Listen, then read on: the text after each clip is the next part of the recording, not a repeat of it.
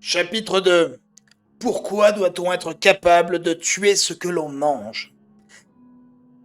Cela fait un demi-siècle qu'on nous déresponsabilise du meurtre à grande échelle que l'on achète en barquette, que la viande est devenue une généralité dans les assiettes.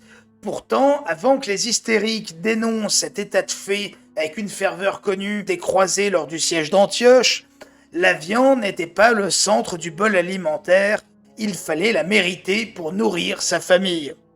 La faim, c'est le leitmotiv de l'humanité. C'est ce qui nous a poussés à poutrer des mammouths au lieu de mâchouiller des racines à la con. C'est ce besoin irrépressible de passer de la cueillette à l'élevage, pour offrir au plus grand nombre les bienfaits de denrées salutaires pour notre essor civilisationnel.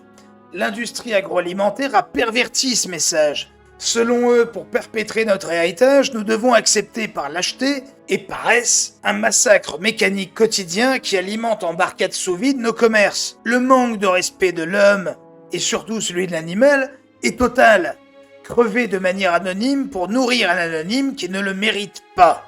Enfin bref, si tu ne comprends pas que la viande est un privilège et que tu dois la mériter, jette-moi ce lait de soja et cours prendre un permis de chasse ou va à la ferme la plus proche, histoire de comprendre que le travail d'un paysan est noble, que la chasse est une communion avec la nature, car ils arrachent de quoi nourrir à leurs contemporains ingrats, à force de volonté, par un pacte sacré immuable, où l'un doit se fendre d'une partie de son troupeau aux portes de l'abattoir, ou quand l'autre doit supporter les critiques des motifs chroniques pendant qu'il traque un animal. Tout ça pour que tu puisses jouer les connaisseurs, un soir à 18h dans ta supérette de sous-homme, devant du gibier ou une entrecôte que ne mérite pas ton physique de lâche et ta volonté de chômeur.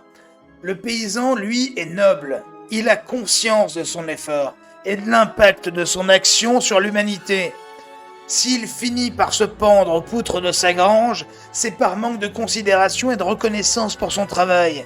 Si t'avais le même respect pour le paysan que tu en as pour ces milliardaires déjantés, leur smartphone hors de prix ou leur voiture électrique que tu ne conduiras jamais, au moins on éviterait la vague de suicides sur laquelle surfe la diagonale du vide depuis 60 ans. Et toi, sale ingrat, tu pourrais te nourrir de ce qui se produit dans ta région au lieu de te baffrer de malbouffe douteuse venant d'outre-Atlantique. Mais c'est bien mieux d'idolâtrer un milliardaire qui ne sait pas que tu existes plutôt que les types dans la merde jusqu'aux genoux pour que tu aies quelque chose dans ton assiette tous les jours. Tu remarqueras en plus que les troubles alimentaires connus ne sont que des troubles existants que dans les pays riches ou développés. Les gens ne se privent pas de manger dans le tiers-monde parce qu'ils souffrent de troubles alimentaires. Non, ils souffrent de ne pas pouvoir se payer le luxe de vider un frigo dans la nuit pour aller le vomir de culpabilité parce que c'est trop dur la vie.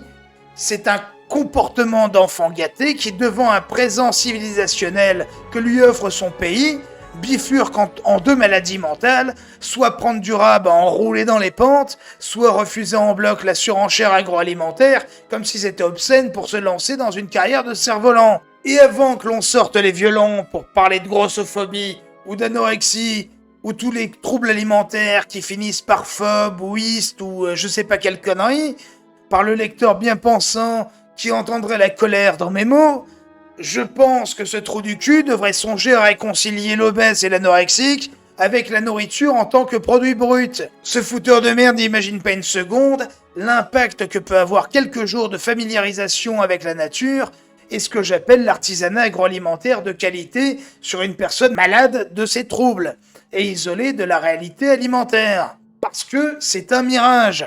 Les publicitaires qui nous promettent que Coca-Cola et les stickers sont la base du plaisir gustatif, nous bercent dans l'illusion que le produit de base est respecté. Petit spoil, c'est de la connerie. L'industrie agroalimentaire ne respecte pas le consommateur, mais simplement sa marge de bénéfice. Passe à l'offre en proportion hors norme. C'est à toi de réguler, de connaître tes besoins, d'assumer ton alimentation, de respecter ce que tu manges.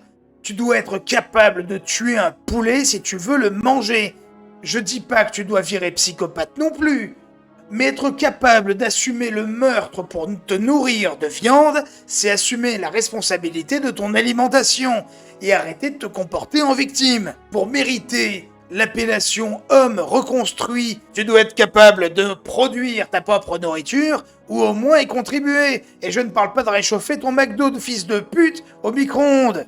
Je parle de produire quelque chose, comme faire ton propre pain ou savoir faire des conserves en bocaux. Et pas la peine de te faire pousser des tomates cerises de Tarlouse sur ton balcon. Si tu crois te donner bonne conscience, tu peux aussi boire toute la pisse des violons, ça ne changera rien.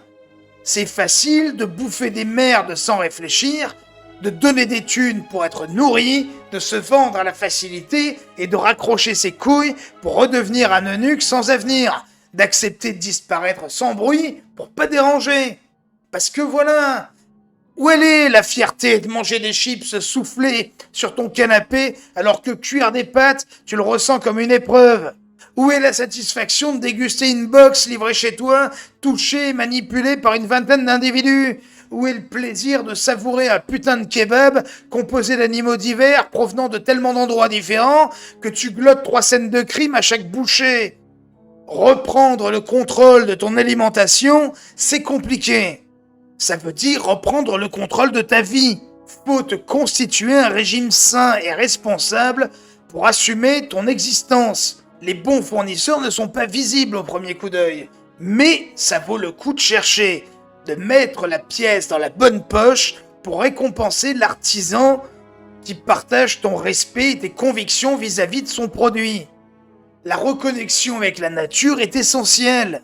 La faune et la flore, il y a encore 4000 ans, on en faisait partie. Ces fils de pute azimutés à la connerie progressiste se donnent des grands airs de trou du cul, alors que je ne donne pas une heure à ces lopes molles pour se faire bouffer dans une forêt de notre préhistoire. Tout est fait pour qu'on nous vole notre mémoire historique, volée par un progressisme mou qui va cancel les passages glorieux afin de nous culpabiliser d'avoir gagné notre qualité de vie. Ce sursaut d'adrénaline qui te pousse à courir après ton métro ou ton bus, cette pulsion sauvage de rattraper le salopard qui vient de te dribbler pour le tacler à la carotide, c'est l'instinct de la traque, de la chasse. Quand on chassait le mammouth, fallait les traquer sur des bornes à n'en plus finir en communier avec notre environnement. Tenaillés par la faim, affûtés comme des rasoirs, pour implacablement ramener de la bidoche au village. La chasse est devenue un sport. Même si l'image actuelle est moins romanesque, ce sont toujours des amis qui se retrouvent au cœur de la nature pour arracher de quoi se nourrir à cette dernière. Qu'y a-t-il de plus noble que renouer ce lien intemporel avec nos ancêtres? Retrouver ses racines, réapprendre ce que nos anciens connaissaient déjà, le nom des arbres, des plantes, leurs propriétés, reconnaître un terrier, suivre une piste, ôter une vie avec respect. Les échos de ces bâtards moralisateurs qui hurlent au meurtre chaque fois qu'une ouverture de la chasse est annoncée, ces mêmes baltringues qui vont aller se nourrir de tofu dans leur supérette sans savoir comment on fabrique cette merde. Ces hypocrites du circuit court vont pleurer parce que les lapins que tu as tirés sont issus de la biodiversité alors qu'ils sont nés pour nourrir de ta main à moins de 4 km de chez toi. Tu dois suivre ta morale, respecter tes valeurs. Tu n'es pas un consommateur, t'es un acteur de la chaîne alimentaire. Tu manges de la viande, alors faut pouvoir la tuer. Tu veux des légumes? Faut savoir les cultiver et pouvoir les ramasser. Tu veux du pain, des pâtes ou des trucs un peu plus élaborés? Faut apprendre à les faire. Enrichis-toi de la gastronomie locale et salis-toi dans les sillons. Mets tes mains dans le sang et pétris ton avenir, putain!